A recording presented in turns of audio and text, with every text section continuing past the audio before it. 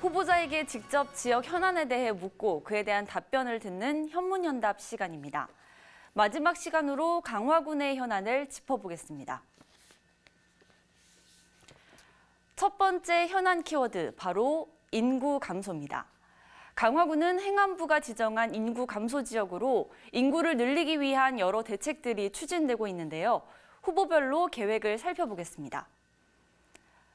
먼저 더불어민주당 한연희 후보입니다. 한 후보는 출산 장려금을 최대 5천만 원까지 지급하고 민간, 가정 어린이집에 대한 지원 확대, 그리고 지역 대학생에게 원룸 보증금 1,000만 원을 지원하겠다고 밝혔습니다. 무소속 유천호 후보도 살펴볼까요? 유 후보도 전국 최고 수준의 출산 지원금을 지급한다는 계획입니다. 또 영어, 체육 특화 유치원 조성 지원과 제3장학관 건립도 추진하겠다고 했습니다. 다음은 또 다른 무소속 후보죠. 윤재상 후보의 공약입니다. 윤 후보는 지역 내 산업단지를 활성화해서 양질의 일자리를 만들고 청년 농업인 육성 프로그램 개발, 또 강화 교육위원회를 만들어서 보육 환경 개선에도 힘쓰겠다고 밝혔습니다. 강화군의 두 번째 키워드는 교통망 확충입니다. 과거엔 섬이었던 강화군, 현재는 도로 사정이 좀 좋아졌다지만 여전히 주말에는 교통 정체가 심각한데요. 더 많은 관광객 유입을 위해서라도 광역 교통망 확충이 시급한 과제입니다. 먼저 한연희 후보의 공약부터 보실까요?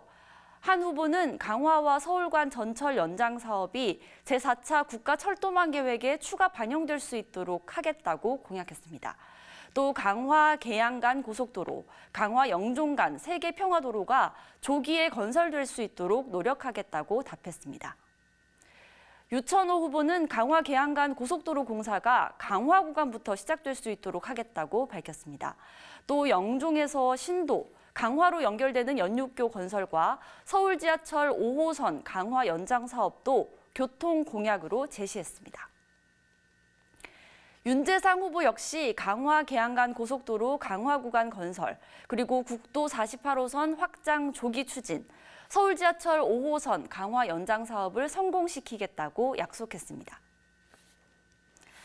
강화군의 세 번째 키워드는 중첩 규제입니다.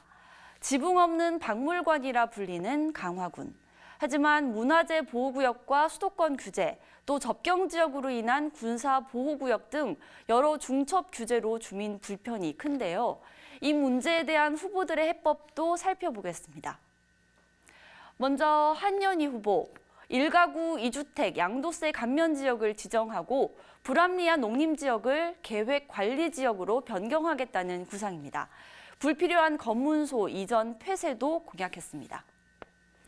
다음 유천호 후보는 군사시설 보호구역과 문화재 보호구역을 조정하고 민통선 북상이동, 그리고 검문소 위치의 합리적 조정, 또 자연 취락지구 지정 확대 등을 약속했습니다.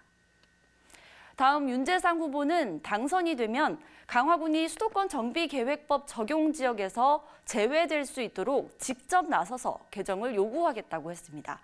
또 접경지역 지원 특별법을 우선적으로 적용받을 수 있는 방안도 강구하겠다고 밝혔습니다.